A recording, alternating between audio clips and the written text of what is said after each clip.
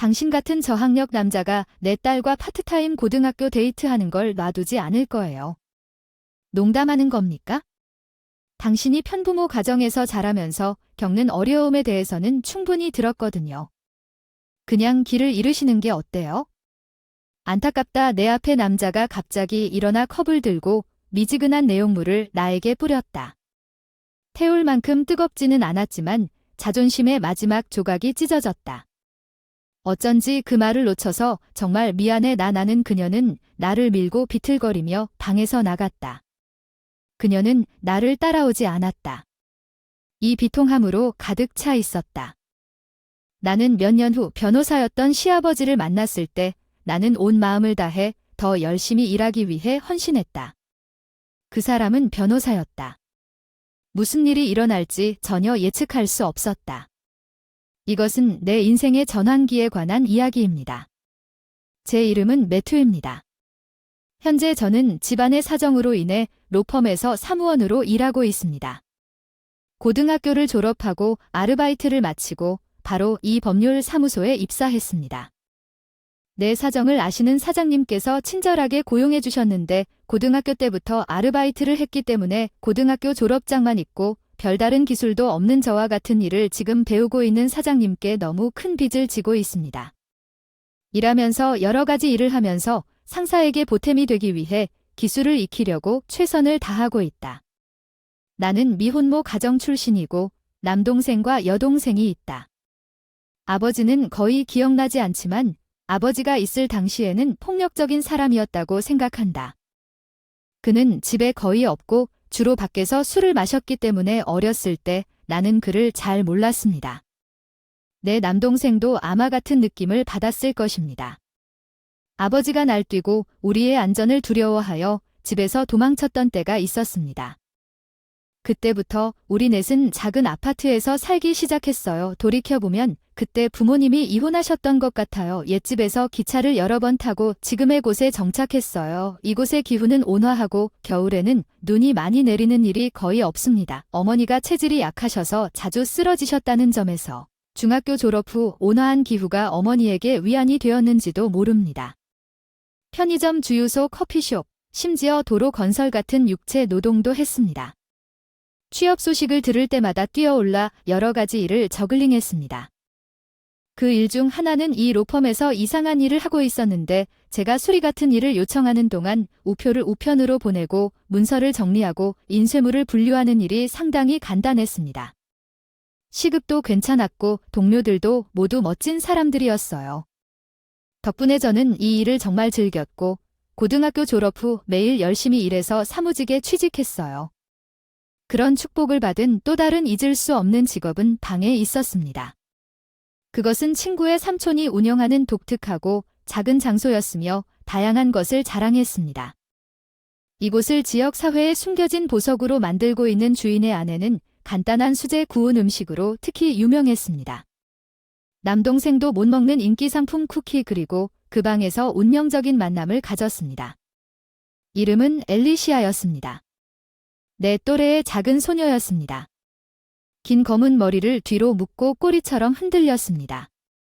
그녀가 무언가를 움직일 때 내가 사랑스러워하는 지성전쟁 그녀를 둘러싼 그녀의 차분한 말투와 빛나는 미소는 정말 매력적이었습니다. 그녀는 자신이 좋아하는 것에 대해 끝없이 이야기할 수 있는 그녀에 대한 열정이 분명했습니다. 나는 그녀의 그 모습이 너무 귀여워서 금세 반했습니다. 이혼받는 나에게도 애착이 있다는 것을 알게 되었고 우리 둘 다 데이트를 시작한 직후 그것은 우리의 첫 관계였습니다. 첫 데이트 첫 손을 잡았습니다. 우리는 고등학교를 졸업하고 천천히 그러나 확실하게 유대감을 깊게 했습니다. 로펌에 다니다가 아르바이트를 그만둬야 했던 엘리시아는 현지 대학에 다니면서 계속 그곳에서 일했고 퇴근 후 다실에 들를 때마다 갓 내린 차 한 잔으로 반갑게 맞아주는 것이 일상이 됐다. 교대 후 그녀를 기차역까지 안내하기 위해 그녀는 4학년 봄에 일자리를 얻었고 우리 둘 다 직장 생활을 시작했습니다. 나는 이원반에게 내 동생들이 고등학교에 입학했고 엄마는 집에서 꾸준한 일을 구했다고 제안했습니다. 삶은 안정되었고 예원반과 내 제안을 받아들였을 때 나는 미래에 대해 생각하기 시작했습니다. 나는 기쁨에 너무 압도되어 눈물을 흘렸습니다. 거의 두려울 정도로 사실이 되기에는 너무 좋았지만 우리의 행복은 곧 될 것이었습니다. 이혼받는 당신에게서 왔습니다. 정치인과 변호사의 혈통을 지닌 돈 많은 가문이라고 부를 수도 있겠지만 그녀의 할아버지는 시의원이었고 그녀의 아버지는 변호사였습니다. 그녀가 겪은 유일한 아이였기 때문입니다. 저는 그녀 가족의 유명세를 알았을 때 깜짝 놀랐지만 그녀는 저를 안심시켰습니다. 별거 아니라고 웃으며 우리 가족은 과잉보호하고 나를 망치는 경향이 있어서 내가 함께 있기로 선택한 누구에게도 반대하지 않을 것입니다. 그녀는 약간의 불안감을 느끼면서 자기 사람들에게 나에 대해 꽤 자주 이야기한 것 같습니다. 나는 그녀의 부모님 집으로 향하고 있었지만 그녀는 반짝이는 눈으로 항상 미소를 지으며 들어준다고 말했지만 그녀의 집은 조용한 교회 동네의 웅장한 울타리로 둘러싸인 커다란 전통 스타일의 집이었지만 나는 항상 떨어졌습니다. 나는 그녀의 집을 한 번도 본 적이 없었다. 그녀는 집에 데려다 주겠다는 내 제안을 항상 거절했고 역에서 그녀를 데리러 갈 차가 이미 오고 있다고 말하면서 그녀의 집의 화려함을 보고 반성하게 되었다. 가족과 함께 살았던 작은 아파트에서 우리의 세계가 너무 다르다는 것을 느낄 수밖에 없었습니다. 불안이 가중되었습니다. 그녀가 대문을 통과했다는 말은 낡고 조금 부끄럽지만 나를 맞이한 사람은 고개를 흔드는 것밖에 할 수 없었습니다. 그녀의 어머니였습니다. 그녀의 부드럽고 따뜻한 미소는 가족이 꼭 닮았다는 것을 확실히 알 수 있을 정도로 애교스러웠습니다. 제 이름은 매튜입니다. 만나서 반가워요.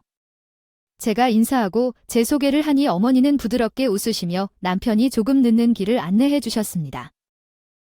안녕, 내 이름은 매튜야. 허리를 펴고 깊게 절했지만 그는 나를 힐끔힐끔 쳐다보며 아무 말도 하지 않았다. 혼란스러워 나는 엘리시아를 바라보았고 그녀도 똑같이 당황한 듯 아버지와 나 사이에서 시선을 옮기며 가장 먼저 말을 꺼냈다. 엄마였어. 매튜 좀 찾아봐. 여보, 상황을 조정하려고 무슨 일이 일어나고 있는 거야. 엄마가 개입하려고 손을 들었는데 아빠가 말을 시작했어. 매튜, 엘리샤 늙은 미시가 널 우리에게 소개하고 싶었어. 괜찮기를 바라지만 난 조금 파봤는데 파는 게 무슨 뜻인지 가슴을 부풀리지도 못하고 인생 자랑도 못하는데 난 잘못한 것도 없고 범죄를 저지르는 것도 전혀 말도 안 되는 일인데 이 아빠를 곰곰이 생각해보자. 과장된 한숨을 내쉬며 내 가족이 꽤 가난하다고 들었어. 너는 심지어 아르바이트도 했고 청구서를 돕기도 했어. 누가 그렇게 직설적으로 내가 가난하다고 우리가 부자가 아니라고 말한 건 처음이라고 했어. 하지만 난 항상 우리가 그런 명문가의 입장에서 볼 때 평범한 삶을 살고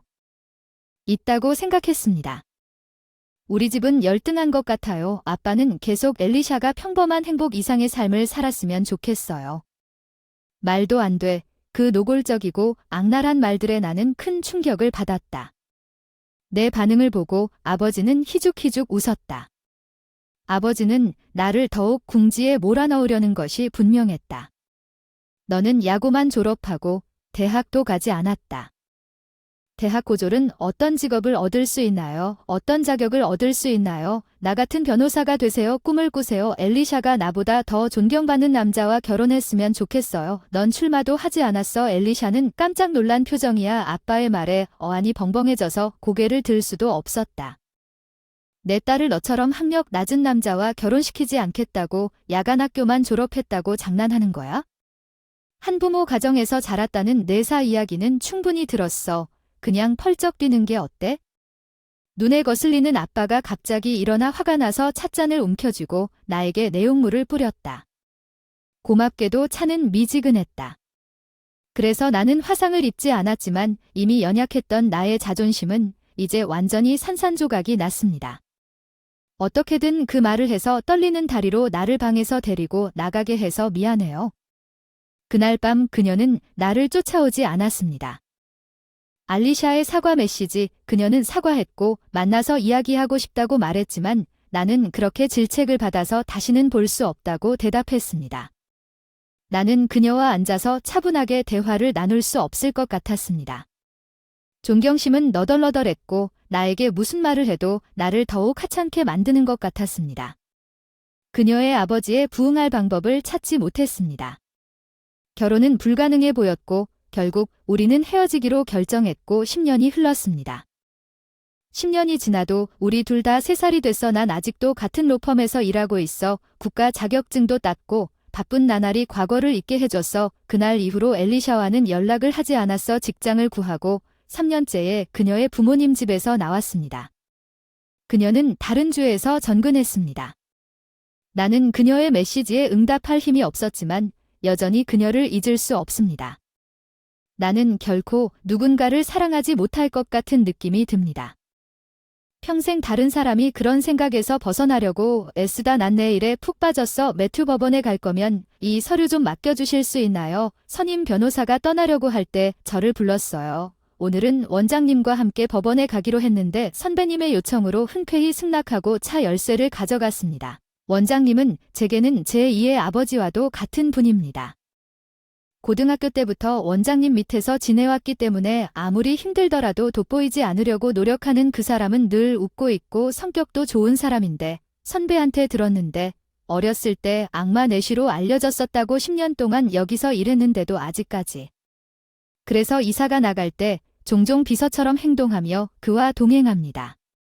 하지만 우리가 지방법원과 비슷한 지방법원에 도착했을 때 나는 더 이상 내 일이 아니지만 나는 그와 헤어졌습니다.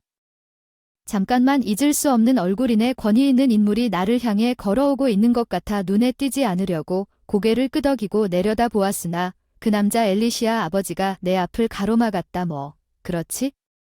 대학 학위도 없는데 내 딸에게 프러포즈한 자신감 넘치는 남자, 그 사람이 나를 알아보지 않기를 바랐지만 내가 틀렸어. 고개를 숙인 채 침묵을 지켰다. 고소를 당한다면 내 도움이 필요합니까? 교육도 받지 못한 넌 아마 법에 대해 아무것도 모르겠지? 그렇지. 알리샤의 아버지는 갑자기 표정을 바꾸며 비웃었다. 순수한 퓨리의 표정이었는데 갑자기 소름이 돋았다. 내가 엘리샤에게 한 말은 그날 이후로 엘리샤가 더 이상 듣지 않았지? 나 그 사람은 항상 정말 순종적이었던 여자였는데 지금은 그 사람이 나쁜 영향을 받고 있는 것 같아 무슨 말인지 모르겠어. 그 이후로 알리샤와는 연락을 하지 않았어. 내 비난은 나에게 말이 안 돼. 아, 정말 너 그렇게 하면 날 그냥 무시해도 될 것 같은데 들어봐. 인생은 엘리샤나 나 같은 세련된 사람들과 대화조차 할 수 없는 것 같아. 내 자리를 알고 그 안에 움츠러들면 다시는 내 주위에 얼굴을 보이지 않을 테니 조금 어려울 수도 있어. 너 엉뚱한 소리가 주변에 울려 퍼지고 나타난 사람은 넬슨 감독이었어. 아, 넬슨 씨 왜 여기 있니? 서프라이즈에서 외친 사람은 엘리시아 아버지의 상사인 것 같다. 충격을 받고 직각으로 몸을 굽혔다. 국장님께 인사드립니다. 여기가 법정이군요. 우리 같은 변호사가 여기 있는 게 정상 아닌가요? 국장은 웃으면서 상사에게 말했고 엘리샤의 아버지는 믿을 수 없다는 표정으로 지켜보고 있습니다. 아, 이봐요. 당신도 변호사협회 회장직을 맡고 있지 않나요? 당신은 법조계의 거물이군요. 그렇죠? 저는 변호사로서 많은 사람들에게 알려질 만큼 오랫동안 활동해 왔기 때문에 법정에 오는 것이 자연스러운 일입니다. 더 중요한 것은 우리 매튜 감독 넬슨의 소식은 무엇입니까? 나에게 어깨에 가벼운 패드를 얹고 알리샤의 아버지를 바라보며 그의 얼굴은 웃고 있었지만 그의 눈은 그렇지 않았다. 수년 동안 그와 함께 일했기 때문에 그 표정이 너무 좋다는 것을 알았습니다. 그가 그런 얼굴을 할 때 그것은 대개 그가 화가 났음을 의미합니다. 매튜, 여기 내 프로가 있어. 그 사람은 인류 변호사야. 정말 변호사야. 저녁에 졸업한 거 아니냐. 고등학교. 엘리샤 아버지가 의아한 표정으로 나를 쳐다보며 10년 전에도 그랬다고 확인하면서 그냥 고개를 끄덕였는데 감독님 덕분에 넬슨의 안내에 나는 변호사가 될 수 있었다. 고등학교 졸업만 한 사람이라도 변호사가 될 수 있다는 것을 알고 계셨습니까? 내 양복에는 거짓말쟁이 배지가 있지만 10년 전 내가 그녀와 헤어졌을 때 예원반의 아버지는 눈치채지 못한 것 같습니다. 얼마나 절망스러웠는지 넬슨 원장님께서 변호사가 되기 위해 공부하라고 하셨습니다. 변호사가 되기 위해 반드시 대학 학위가 필요한 것은 아닙니다. 어려운 길이었지만 넬슨 원장님의 격려와 혹독한 훈련 덕분에 합격하게 되었습니다. 첫 번째 시도에서 예비 시험과 변호사 시험을 치르고 변호사가 되기 위한 법률 교육을 마쳤습니다. 5년 전에 넬슨 이사와 회사 동료들은 모두 저와 함께 기뻐하고 축하했습니다. 매튜는 항상 예외적이었습니다. 그는 첫 번째 시험에 모든 시험을 통과했습니다. 고등학교 때부터 그는 여기 선배 직원들과 함께 기술을 연마해왔기 때문에 그는 매우 실습적이고 적극적입니다. 나는 그를 내 후임으로 삼을 계획입니다. 디렉터 넬선의 말을 들으며 나는 부끄러워할 수밖에 없었습니다. 이원반의 아버지는 나를 분명히 쳐다보며 AB를 되찾았습니다. 그런데 다가오는 재판에서는 매튜가 원고의 수석 변호사가 될 것입니다. 당신이 피고를 대표한다고 믿습니다. 그렇지 않습니까? 이 일이 어떻게 진행될지 지켜보는 것도 흥미로울 것입니다. 넬슨 IT 책임자는 교활한 말로 이렇게 말했습니다.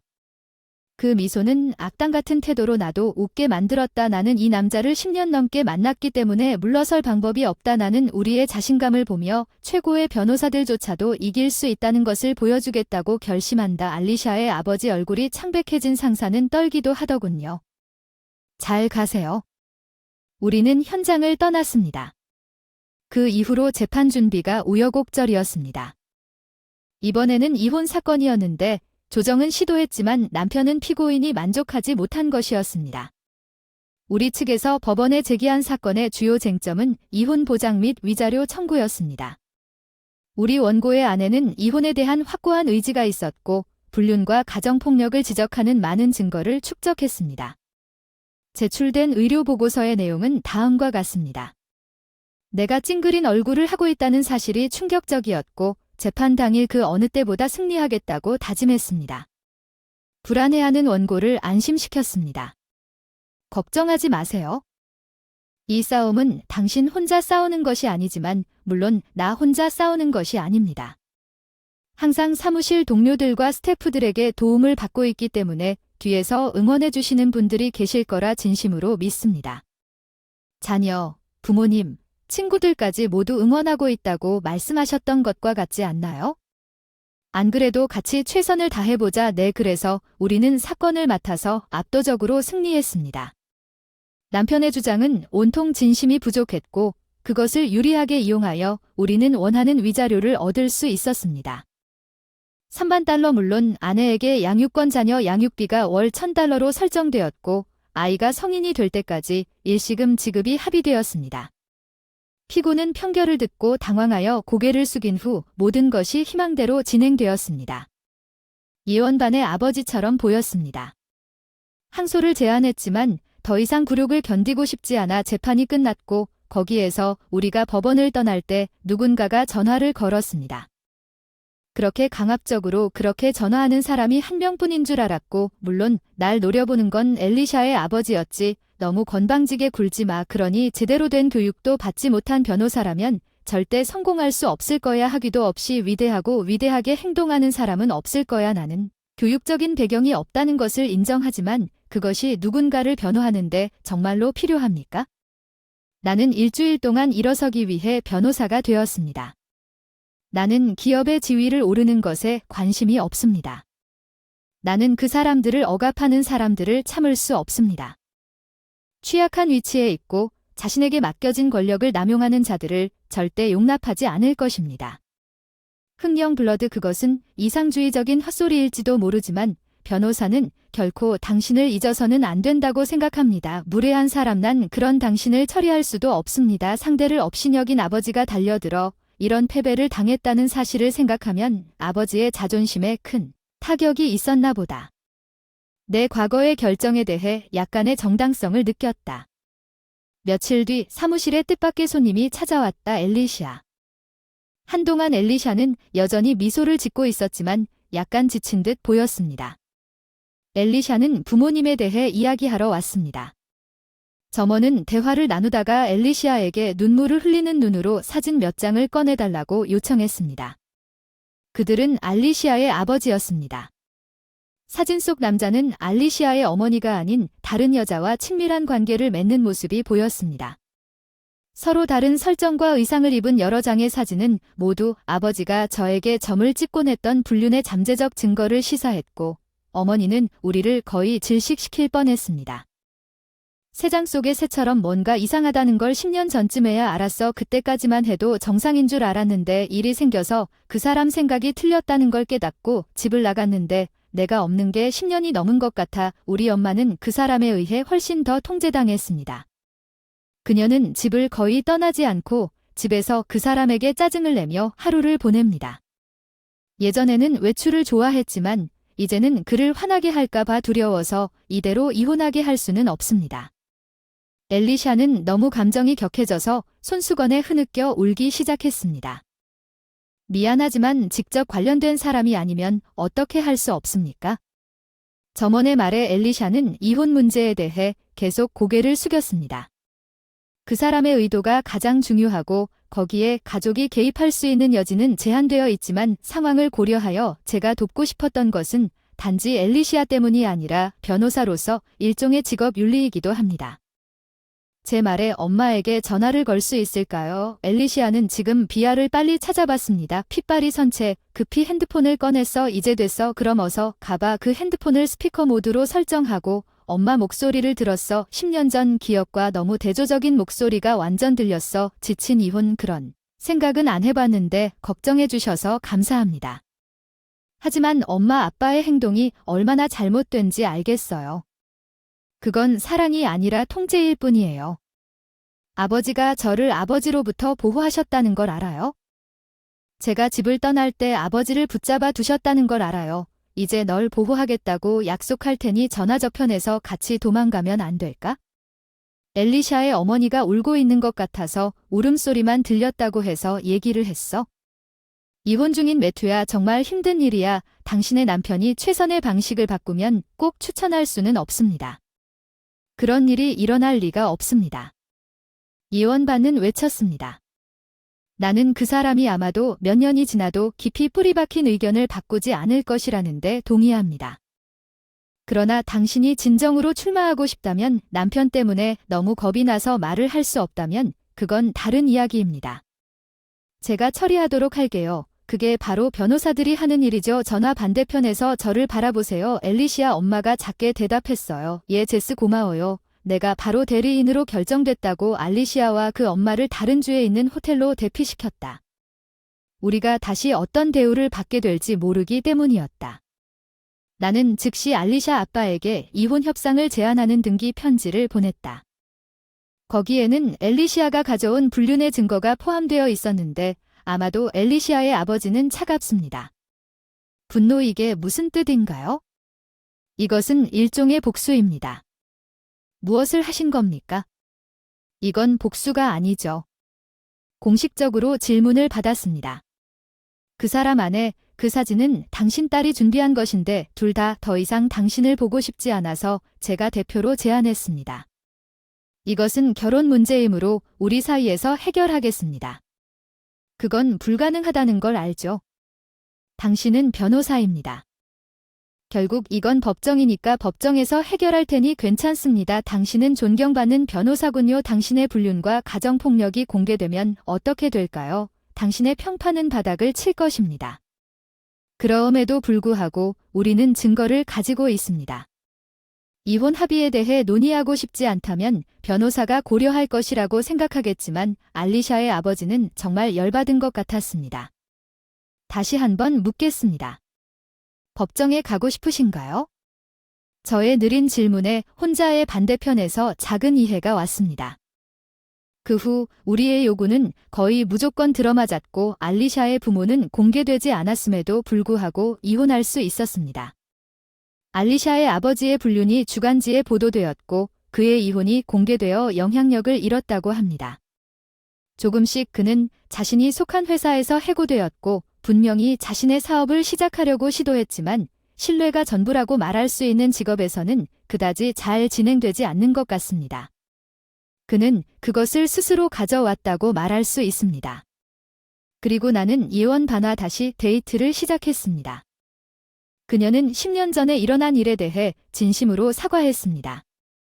우리는 우정을 바탕으로 관계를 재건하기로 결정했지만 나는 그녀의 친절함과 긍정적인 태도에 너무 감동해서 그녀에게 빨리 가자고 했습니다. 우리는 둘 다 종이 한 장을 바라보고 있었습니다. 지금까지 중 가장 긴장됐어요. 괜찮아 혹시나 해서 엘리샤가 책상 위에 있던 같은 종이를 또 한 장 꺼냈어요.